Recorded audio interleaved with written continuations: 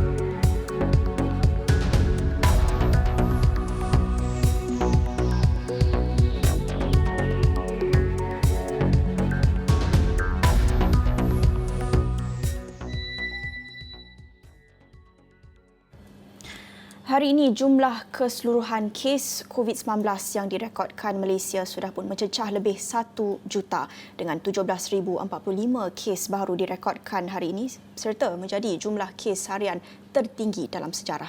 Namun pada masa yang sama, dalam kita menyaksikan jumlah kes harian ini mencecah rekod dan kita sudah pun mencecah lebih 1 juta kes secara keseluruhannya, bukan itu sahaja yang menjadi tumpuan untuk minggu akan datang kerana pada masa yang sama, Perdana Menteri dijangka mengumumkan kelonggaran SOP kepada individu yang sudah pun menerima 2 dos vaksin COVID-19 dalam beberapa hari lagi.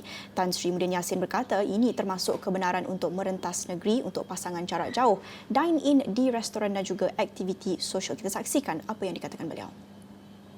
Within the next few days, we will finalize this. I will announce it as a total package, including other areas of social activity, sports, and something or dine-in. These are the detailed things that I will announce soon. And I do hope with this, of course, it gives you a bit of room or space, a breathing space for you to at least live slightly a better life. Sehingga semalam, 77% populasi dewasa Malaysia masih belum melengkapkan vaksinasi COVID-19. Manakala unit rawatan rapi ICU terutama dalam hospital di Lembah Kelang kebanyakannya masih penuh dengan kisah-kisah yang dikongsikan petugas kesihatan mendapati ICU dan unit kecemasan masih sesak serta kurang bekalan perubatan. Mengambil kira perkara-perkara ini, adakah situasi semasa COVID-19 cukup selamat untuk mula membenarkan beberapa aktiviti sosial dan ekonomi?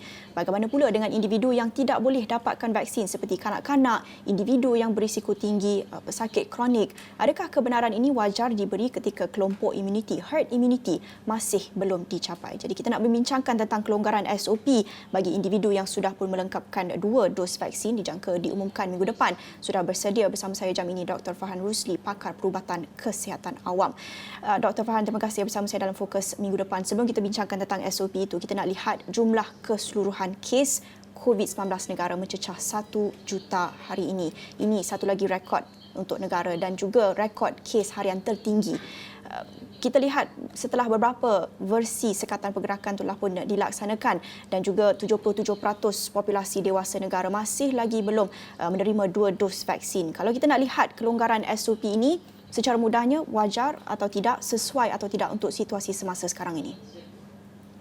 Jadi apa yang kita nampak pada waktu sekarang ialah kita nampak bahawa sejuta kes kita dah cross this threshold yang kita rasa kita pada masa dulu kita tidak jangkakan kita boleh melakukannya, tapi kita dengan berjayanya telah melampaui 1 juta kes COVID. Tapi bila kita menceritakan tentang ini, adakah ini waktu yang wajar untuk kita melonggarkan SOP? Semestinya tidak, kerana kalau kita tengok negara-negara lain seperti di Israel di mana mereka telah memvaksinasi lebih ramai populasinya, mereka sekarang tengah mengambil langkah yang lebih ketat. Jadi bila kita tengok daripada segi cara wabak ini merebak di mana varian Delta ini menjadi satu penularan yang amat berleluasa adalah amat tidak wajar untuk kita menceritakan tentang kelonggaran. Kerana betul, di Selangor dan di Kuala Lumpur kemungkinan kita akan mencapai jumlah vaksinasi yang tinggi. Tetapi apabila kita membenarkan perentasan daerah dan negeri ini berlaku, mereka ini akan keluar ke kawasan-kawasan negeri-negeri lain di mana populasi yang besar masih lagi belum divaksinasi. Jadi adakah wajar untuk kita melepaskan sekumpulan ini yang walaupun telah divaksinasikan tetapi masih lagi boleh menularkan wabak tersebut dan menjadi carrier kepada mereka yang masih lagi berisiko di negeri-negeri luar? Kalau kita nak melihat jumlah peratus populasi dewasa yang telah pun menerima 2 dos vaksin setakat semalam 23%. Sekiranya SOP dilonggarkan diberikan kepada 23% ini, adakah itu risiko yang besar kalau kita melihat hanya 23% saja yang diberikan kelonggaran ini, sekiranya antara kelonggaran itu adalah untuk merentas negeri, dine-in di restoran, adakah itu risiko yang besar? Jadi 23% adalah jumlah dewasa yang diberikan vaksinasi. Tetapi kita kalau tengok daripada jumlah mengikutkan populasi negara, hanyalah baru 16.3%. Jadi di sini kita masih lagi jauh perjalanan sebelum kita mengatakan bahawa semua sektor boleh dibuka dengan begitu sahaja. Adakah kita ingin meletakkan kanak-kanak yang tidak boleh menerima vaksinasi lagi ke dalam risiko? Kerana kita tahu apabila kelonggaran ini diberikan, semestinya orang akan keluar dan akan mengaktifkan balik ekonomi dan mereka akan membawa keluarga-keluarga mereka. Jadi saya faham daripada segi unsur kerajaan untuk memenangkan ini untuk membuka kerana mereka harus memikirkan daripada segi ekonomi. Tetapi caranya harus dilakukan dengan selamat. Kita tidak boleh rush to open, tapi kita kena open in a safe manner. Open in a safe manner, membuka aktiviti ekonomi, membenarkan aktiviti sosial dengan langkah berjaga-jaga. Apa caranya, Doktor? Dan cara dia adalah sesuatu sebenarnya bukanlah susah. Ini bermakna kita harus memikirkan bahawa sesuatu yang kita ingin melaksanakan di satu negeri tidak boleh dilaksanakan di semua negeri dengan serentak. Apa yang boleh dilakukan di satu kawasan negeri yang telah divaksinasi dengan penuh tidak boleh dilakukan di satu negeri yang masih lagi kurang vaksinasinya. Jadi di sinilah ia mengatakan ia adalah satu situasi yang amat dinamik. Bermakna dia tak boleh ada one size fit all. Bermakna tidak boleh ambil dengan cara mudah, kita buka untuk semua. Ataupun kalau kita tutup untuk semua. Dah setahun setengah kita dah melalui pandemik ini, bermakna cara kita untuk melaksanakan sesuatu, whether ia ialah untuk tutup ataupun untuk buka, haruslah berpandukan dengan data dan sains di dalam situasi dan di dalam kawasan negeri tersebut. Barulah kita boleh mengatakan bahawa cara kita melaksanakan kesihatan awam di kawasan itu adalah dengan secara menyeluruh. Bukan sahaja kita rasa ini adalah sesuatu yang boleh berlaku dan kita akan melaksanakannya untuk semua negeri dan ia boleh dipukul rata dan boleh dipakai untuk semua. Dr. Fahan ada mengeluarkan kenyataan semalam. Kata Dr. Fahan, Malaysians must come to terms with COVID. It is here to stay and with no end in sight, it will kill and take away more lives in the days to come. As we cross the 1 million mark setelah kita mencecah pun 1 juta kes hari ini, we must be wary and acknowledge that the virus is now with us. Adakah doktor mencadangkan di sini kita perlu bersiap sedia untuk menghadapi virus COVID-19 sebagai satu endemik? Sebab kalau kita lihat di UK, perdebatan yang cukup hangat dikatakan mengenai endemik ini. Kalau kita lihat beberapa pengkritik kata apabila kerajaan Boris Johnson melihat COVID ini sebagai endemik, ia seolah-olah kerajaan sudah pun menyerah kalah, give up, wave the white flag dan hidup bersama COVID itu. Pandangan Dr. Fahan, kalau kita nak lihat COVID ini sebagai satu endemik, menuju ke arah endemik dan hidup bersama COVID, tetapi dalam masa yang sama kita juga perlu mencapai beberapa threshold juga, memastikan beberapa langkah keselamatan sudah pun diambil. Apa yang perlu diambil kira dalam kita menuju ke arah endemik ini? Betul tak Ella? Jadi seperti yang saya katakan semalam, di mana COVID akan ada bersama dengan kita, itu adalah termaktub. Kita memang tidak boleh lari daripadanya dan ia memang akan duduk dengan kita sama seperti denggi dengan kita, malaria dengan kita dan banyak lagi penyakit-penyakit yang lain. Tetapi sebelum kita boleh masuk ke fasa endemik di mana kita menerima ini adalah sebahagian daripada kita punya penyakit harian, kita harus memastikan bahawa fasiliti kesihatan kita boleh menampung jika ada lonjakan jumlah kes ke dalam ICU dan sebagainya. Jadi bila kita tengok negara contoh seperti United Kingdom dan Singapura, apabila mereka ingin memindah kepada endemik, mereka memahami bahawa jika ada lonjakan kes, ia tidak akan membebankan sistem kesihatan fasiliti hospital mereka.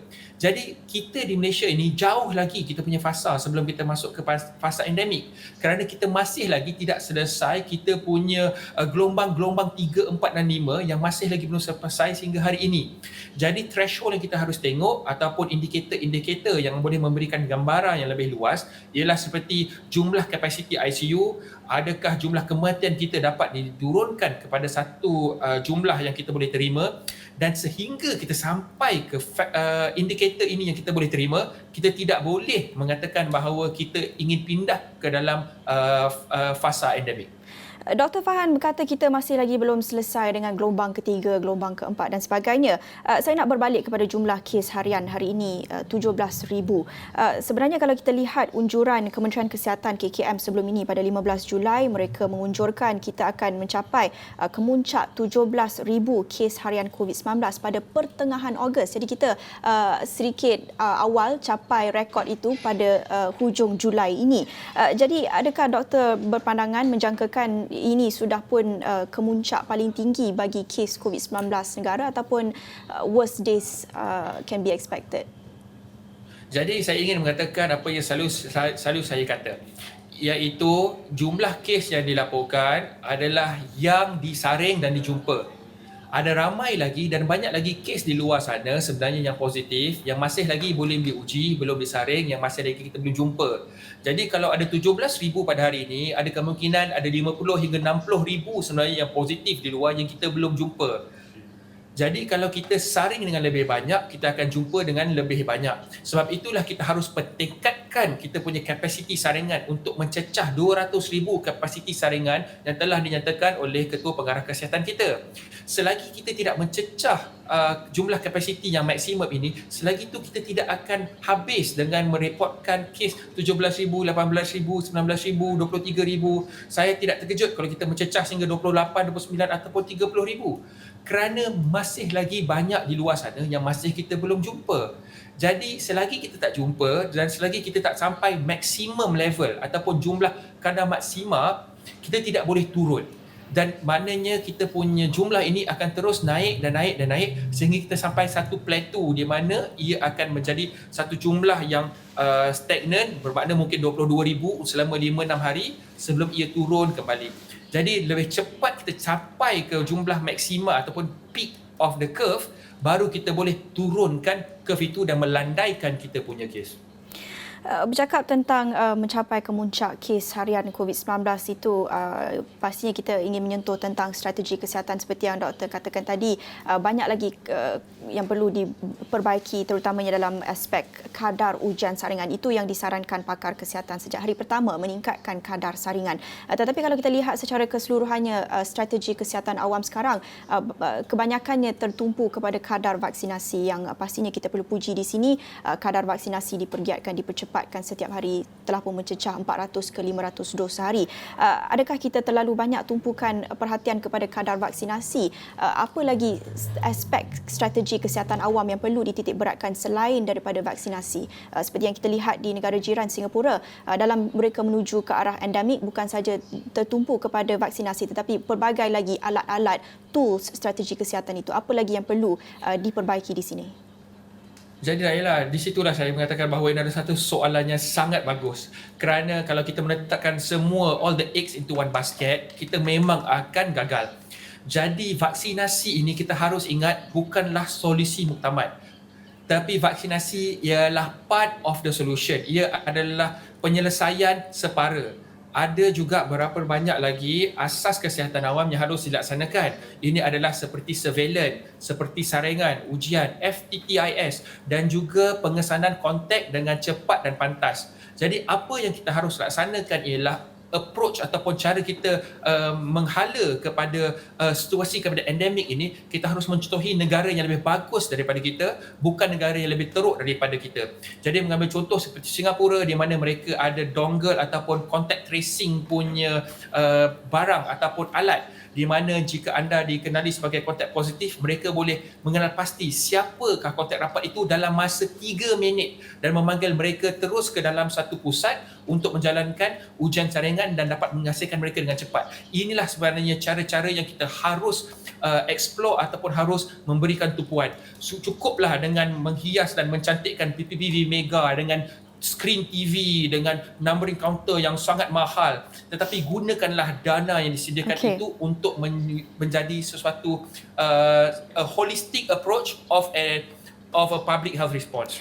Akhir sekali doktor, selain daripada inisiatif pihak berkuasa, kita juga perlu lihat kepada tahap kepatuhan rakyat terhadap SOP itu sendiri. Kalau kita nak menuju ke arah endemik untuk hidup bersama COVID, kita juga perlu bergantung kepada disiplin kendiri. Dan kita bercakap tentang itu, kalau kita nak melihat kepada beberapa negara lain yang menyaksikan lonjakan semula kes COVID-19, kebanyakan daripada mereka kita lihat masyarakat sudah pun tidak lagi patuh SOP, malah tidak ada kewajipan lagi untuk mematuhi SOP, memakai pelitup muka dan sebagainya kerana telah pun mencapai herd immunity, immunity kelompok itu. Kalau di Malaysia sendiri, kalau kita sudah pun melihat kadar vaksinasi harian itu semakin meningkat dan juga telah pun mencapai herd immunity, apa saranan doktor kepada masyarakat untuk masih lagi patuh SOP kalau kita nak lihat kepada kadar keberkesanan vaksin itu sendiri dalam mencegah varian-varian baharu seperti varian Delta? Apa saranan doktor? Jadi kepada saya, pada penghujungnya, dia punya keputusan itu bergantung kepada rakyat dan individu masing-masing. Jadi bermakna pada satu tahap di mana kerajaan sendiri akan mengatakan bahawa mereka akan melaksanakan kelonggaran di mana semua aktiviti boleh dilaksanakan. Itu adalah kembali kepada individu dan juga setiap rakyat untuk memikirkan cara paling baik untuk melindungi diri mereka sendiri. Pada waktu itu, risiko dan juga semua informasi telah disiarkan. Bermakna jika anda ingin membuka pelitup muka, jika anda ingin bergaul, risiko itu tetap akan ada. Tetapi jika anda ingin mengambil risiko tersebut, itu terpulang kepada rakyat sendiri dan pada hujungnya, nyawa anda adalah di dalam tangan anda. Jika anda ingin melakukan SOP ataupun ingin menjaga diri anda, itu terpulang kepada anda. Jika anda tidak ingin menghindari ataupun mengikut SOP, dan jika anda masuk hospital dan juga meninggal dunia, itu pun juga adalah kepada diri anda sendiri. In the end, pada penghujungnya, kita jaga diri kita sendiri. Baik, terima kasih Dr. Farhan Rusli, pakar Perubatan Kesihatan Awam mengulas mengenai kelonggaran SOP bagi individu lengkap vaksin 2 dos yang dijangka akan diumumkan pada minggu akan datang. Tetapi seperti yang disarankan Dr. Farhan, kalau kebenaran itu diberikan kepada individu yang sudah pun lengkap vaksinasi, risiko jangkitan itu masih ada lagi. Jadi bergantung kepada kita untuk menjaga diri kita sendiri. Dan itu antara perkongsian apa yang akan menjadi tumpuan pada minggu akan datang. Tetapi bercakap tentang jumlah kes harian yang direkodkan hari ini dengan negara sudah pun mencecah lebih 1 juta kes secara keseluruhannya. Tak kala situasi COVID-19 semakin meruncing, kita juga bakal menyaksikan hartal doktor kontrak yang dilancarkan esok pada 26 Julai. Tapi kita akan bincangkan selepas kita berhenti seketika, kembali selepas ini.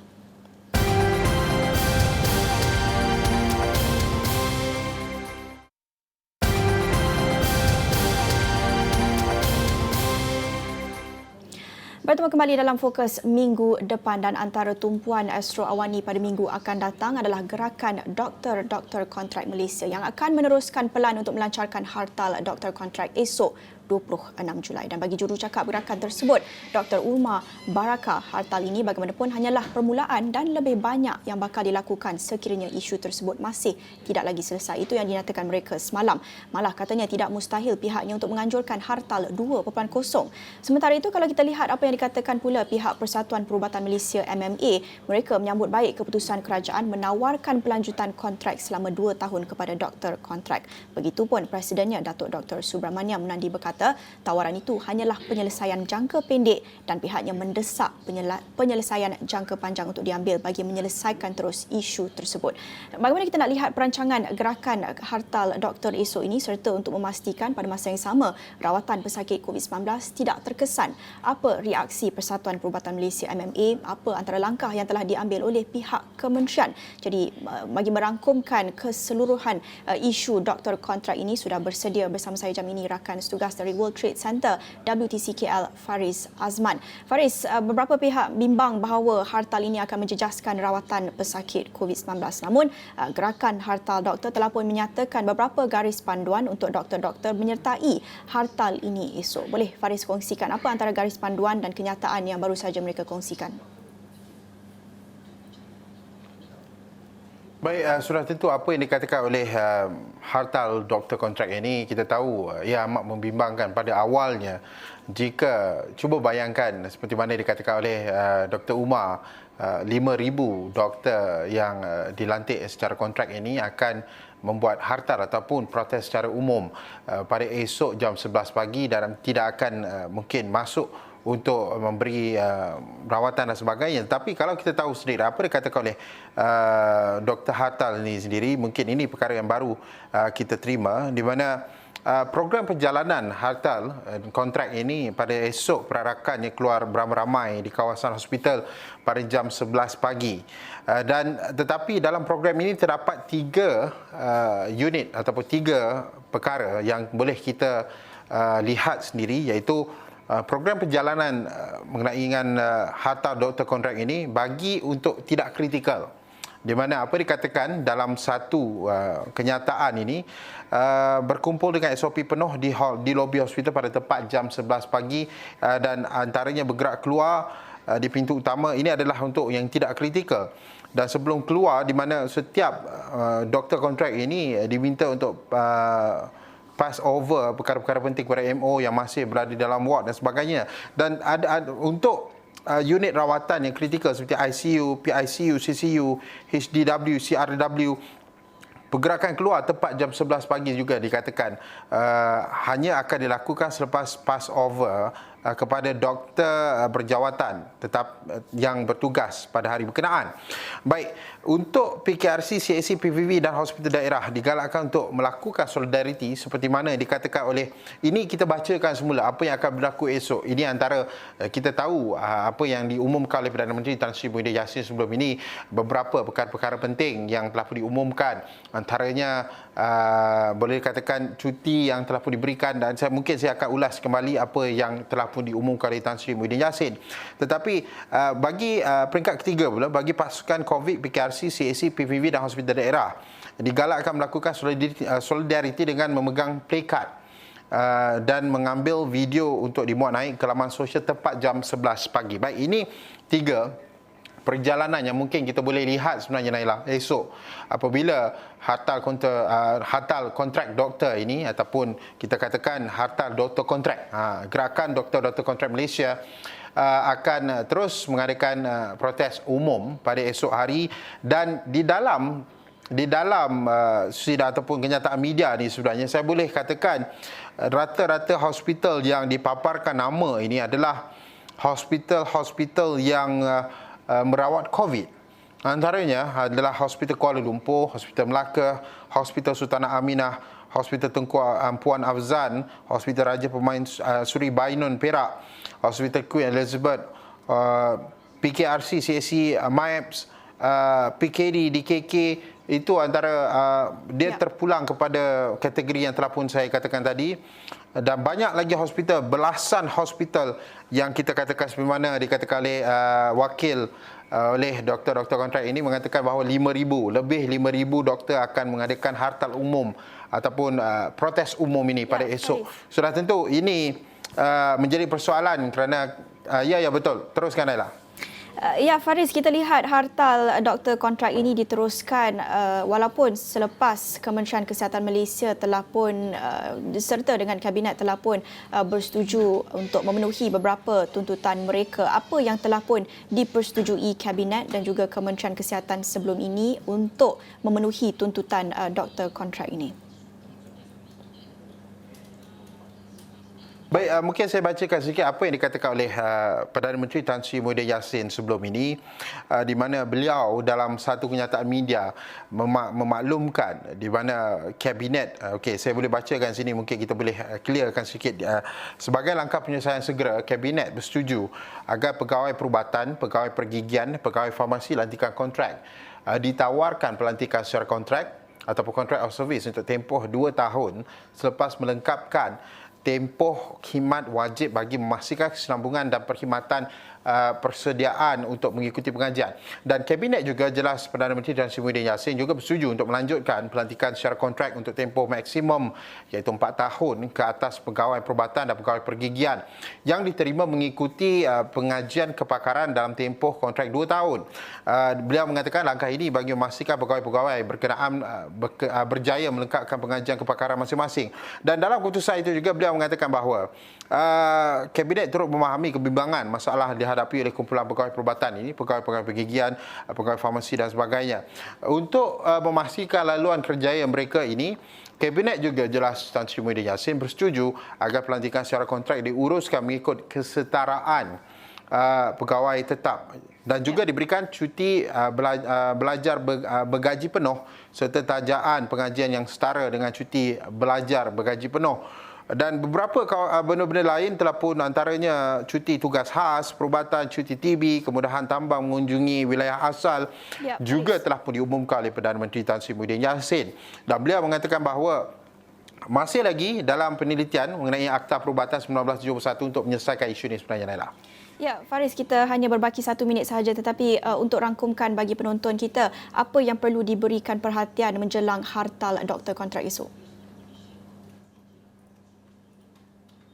Baik, sudah tentu kita melihat bahawa bagaimana gerakan ini, seperti mana kita katakan harta doktor kontrak ini mengatakan bahawa ini baru permulaan, mungkin ada 2 peluang kosong dan sebagainya.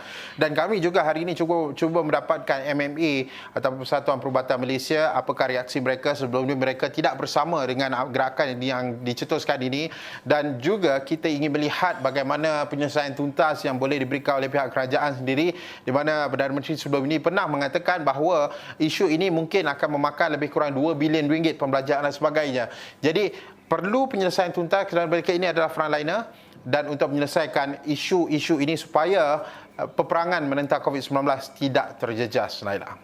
Baik, terima kasih Faris Azman merangkumkan segala isu yang perlu kita tahu tentang doktor kontrak negara menjelang hartal doktor kontrak yang dijangka akan dilancarkan esok membabitkan beberapa hospital di serata negara. Dan terus ikuti Astro Awani untuk perkembangan hartal doktor dan juga segala isu doktor kontrak dan apa agaknya tindakan yang akan diambil pihak berkuasa serta kenyataan yang kita jangkakan daripada MMA, Persatuan Perubatan Malaysia menjelang hartal ini. Itu sahaja perkongsian kita pada jam ini dalam Fokus Minggu depan bersama saya Nala Huda. Kita jumpa lagi. Salam hormat.